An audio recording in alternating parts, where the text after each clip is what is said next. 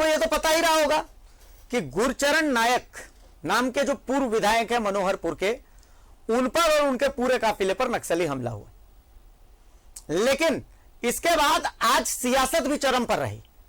कई दिग्गज वहां पहुंचे, जिसमें बीजेपी विधायक दल के नेता बाबूलाल मरांडी भी थे। बाबूलाल मरांडी घटनास्थल पर जाना चाहते थे, जो कि गोइलकेरा में है, लेकिन प्रशासन ने इजाजत नहीं दी।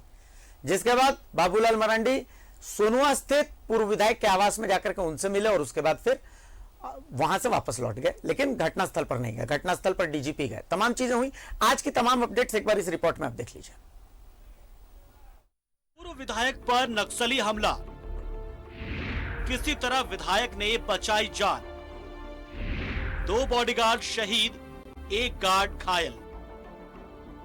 मनोहरपुर के पूर्व विधायक गुरचरण नायक और उनके काफिले पर मंगलवार को नक्सलियों ने तब हमला कर दिया जब वो गोइलकेरा में एक आयोजन में हिस्सा लेने पहुंचे थे। इस हमले में पूर्व विधायक तो किसी तरह बच गए, लेकिन उनके 2 बॉडीगार्ड शहीद हो गए और 1 गार्ड गंभीर रूप से घायल हो गया।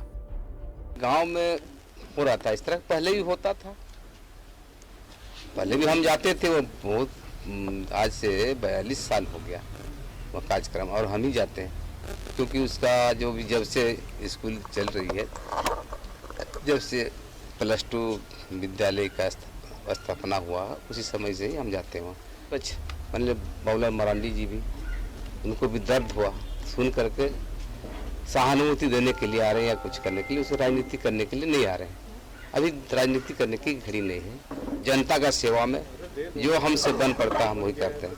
फिर भी ऐसा सोच लेकर के मेरे साथ इस तरह का बार बार हो रहा है, उस समाज से परे हम उस विषय में बहुत ज्यादा नहीं कहना चाहते क्यों मेरे साथ ऐसा हो रहा है।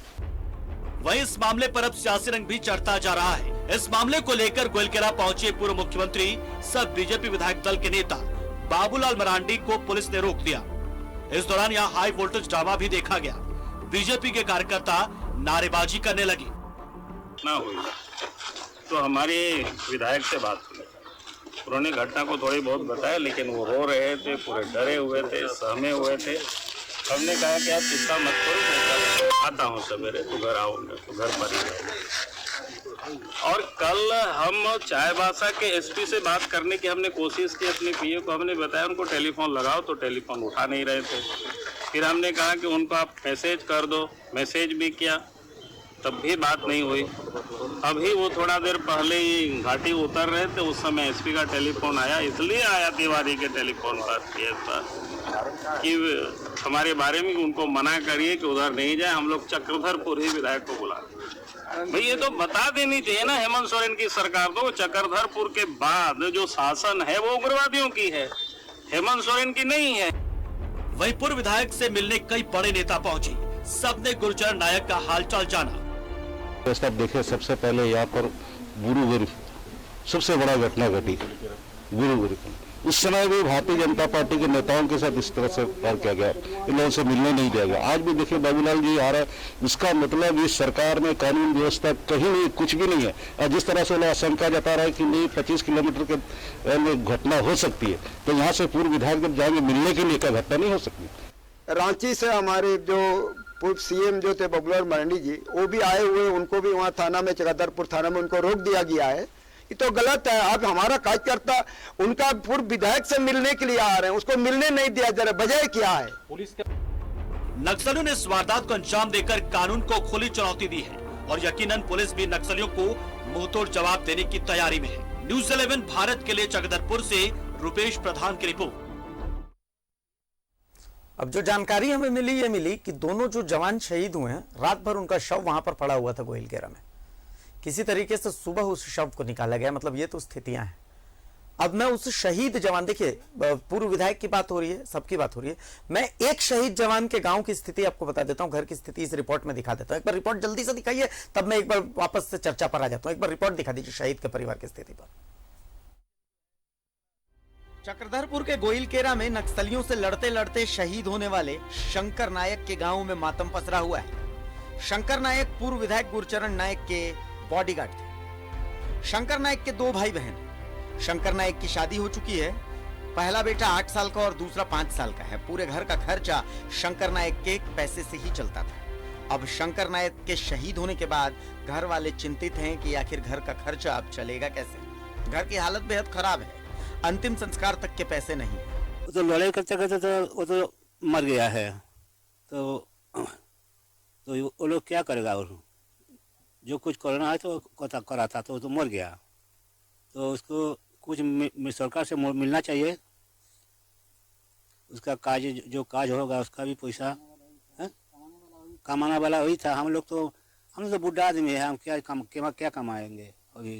हम लोग का चलने उड़ने हम का तो ये ताकत नहीं है। वो भाभी गया है और बहन गया है, एक तो भैया था वो गया है, उन लोग को बुलाया है। तो रांची को गया है, भाई के पास जो बॉडी है ना उसके पास, उन लोग को बुलाया है। तो आप लोग क्या चाहते हैं सरकार से? क्या सरकार से मांग है कि अभी तो देखो जलाने के लिए भी तो पैसा नहीं है। मेरे पैनल मेरे साथ मौजूद है अमित जी। पूर्व विधायक के लिए चर्चा हो रही है, लेकिन ठाकुर हेम्ब्रम और शंकर नायक के लिए चर्चा नहीं हो रही। सर क्या लगता है कि मतलब इनके लिए भी चर्चा तो होनी चाहिए ना, जान तो इन लोगों की ही गई है। सर देखिए, सबसे पहले तो आपके चैनल के माध्यम से हम भावभीनी श्रद्धांजलि अर्पित करते हैं दोनों अपने शहीद पुलिसकर्मियों का, और पूरी पार्टी की तरफ से दोनों वीर शहीद पुलिसकर्मियों का हम श्रद्धांजलि अर्पित करते हैं। देखिए, जब से झारखंड मुक्ति मोर्चा और जेएमएम की सरकार बनी, डे वन से यदि कोई सबसे ज्यादा गति से फैल रहा है पूरे प्रदेश में, तो वो नक्सली घटना ही घट रही है। और आप देख सकते हैं कि जब हमारी सरकार थी, भारतीय जनता पार्टी की सरकार थी, रघुवर जी की सरकार थी, तो कहीं ना कहीं पूरे प्रदेश में पूरी तरह से नक्सली यहाँ से गायब हो चुके थे, भाग चुके थे। हम आज पलामू से हमको रांची आना हो तो उस समय कोई दिक्कत नहीं था। चाईबासा, आप एक भी घटना का पुरानी ऐसे सरकार में घटना का जिक्र नहीं कर सकते हैं, ऐसी कोई बड़ी घटना का जो नक्सली अंजाम दिए होंगे, क्योंकि पूरी तरह से प्रशासन मुस्त था, दुष्ट था और उनके पीछे पड़ा हुआ था। दूसरी चीज बोल रहे हैं कि लगातार जब हम बात करें, हम शायद एक बहुत कड़वा बात मेरे मुंह से निकले, लेकिन ये सच्चाई है कि कहीं ना कहीं सरकार का संरक्षण इन नक्सलियों के पीछे कहीं ना कहीं है। और आज उसका उदाहरण दिख गया। आज एसपी फोन करके माननीय बाबूलाल मरांडी जी को जब कहता है कि आपको नहीं जाना चाहिए, वहां सुरक्षा का अभाव है, तो आप समझ सकते हैं कि हम किस युग की ओर झारखंड को लेके जा रहे हैं। हम अपने झारखंड में, अपने धरती पर हमारे सरकार, हमारे पूर्व मुख्यमंत्री को इतना भी सुरक्षा नहीं दे सकती कि वो घटना स्थल पर जाके उन लोगों से मिल सके, बात कर सके। हम क्या बात करेंगे? शमशेर जी, देखिए, सबसे पहले तो ये जो घटना घटी है, मैं पहला रिक्वेस्ट मेरा कि चलिए बाकी सब चीजें ठीक है, चूंकि एक सरकार के प्रतिनिधि के तर्ज पे हैं, सरकार का ध्यान इन पर दिलवाइए के लिए कुछ। सबसे पहले तो हम दुख प्रकट करते हैं और श्रद्धांजलि भी अर्पित करते हैं उन वीर शहीदों को। ये जो घटना घटी है, निश्चित तौर पर ये घटना दुर्भाग्यपूर्ण है। दुर्भाग्यपूर्ण ही नहीं, बहुत दुखदपूर्ण है। सही बात है। और इस घटना की जितनी भी भर्त्सना की जाए वो कम है, लेकिन ये बात भी सही है कि राज्य में अगर इस तरह की घटनाएं घटेगी तो निश्चित तौर पर सरकार का भी दायित्व बनता है। और आपने देखा कि हमारे डीजी साहब खुद स्वतः गए वहाँ और उन्होंने आश्रितों के प्रति नौकरी मुआवजा के साथ साथ साफ स्पष्ट किया है उन्होंने कि जिन लोगों ने भी इस तरह की घटना को अंजाम दिया है वो बक्से नहीं जाएंगे, छोड़े नहीं जाएंगे। सरकार और वहाँ की जो प्रशासन, हमारी जो राज्य की जो प्रशासन है, वो पूरी तरह से, चूंकि प्रशासन के साथ इस तरह की घटना घटी है। और मैं ये तो साफ कर सकता हूँ कि 2010 में भी हमारे जो पूर्व विधायक है लायक जी पर इस तरह का हमला हुआ था। और सरकार किसी की भी हो, अगर इस तरह की घटना घटती है, भाई साहब अभी जी बोल रहे थे कि आपके हुकूमत में, आपके हुकूमत में भी बहुत सारे लोगों को, रमेश सिंह मुंडा से लेकर के और सुनील महतो से लेकर के बहुत इस तरह के वारदात हुए हैं। हमको लगता है कि इन वारदात को, सारे लोगों को इस तरह की जो घटना घटती है उसके प्रति जागरूक होना चाहिए। साथ ही साथ हम जो भी हो, हम इस चैनल के माध्यम से उस तरह के जो नकली संगठन चलाते हैं एमसीसी के और नक्सल के, और नक्सल के संगठन चला करके एक खौफ पैदा करने के लिए जो हमारे सिपाहियों को या हमारे नेताओं को या हमारे व्यापारियों जिसको भी वो टारगेट करते हैं, हमको लगता है कि राजहित में उनको भी इस तरह के नहीं करना चाहिए। हमारी सरकार सर अपने पास 20 सेकंड है, हमें जो कहना चाह रहे हैं बोलिए। हमारी सरकार ने, मैं बता रहा हूँ भारती जी, एक मिनट, हमारी सरकार ने कई ऐसे समरेश जी आपको कैसे मालूम है, समरेश जी आपको कैसे मालूम है कि नकली संगठन है या सही में संगठन है? नहीं, मैं तो नहीं, कैसे मालूम है आपको? आप यदि बोल रहे हैं, आप पार्टी के प्रवक्ता के नाते बोल रहे हैं, सरकार के प्रतिनिधि के बारे में बोल रहे हैं, बहुत सारे लोग हैं, जिम्मेदारी से आप बोल रहे हैं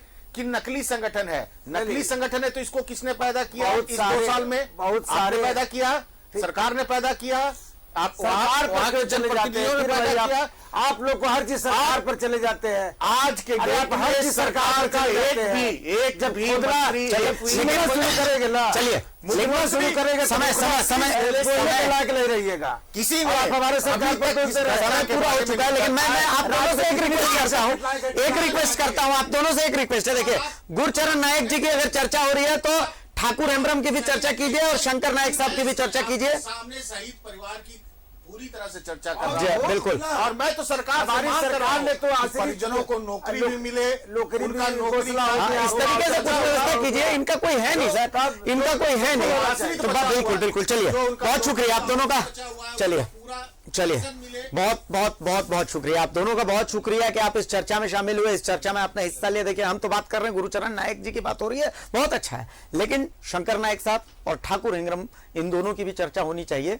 उन्होंने अपना कर्तव्य निभाया और वो नक्सलियों से लड़ते लड़ते शहीद हो गए, लेकिन अब हमें अपना कर्तव्य निभाना है। सरकार और प्रशासन को अपना कर्तव्य निभाना है, कर्तव्य निभाइए और उनके लिए अगर कुछ हो सके तो वो करना है। फिलहाल के लिए नमस्कार, जोहार।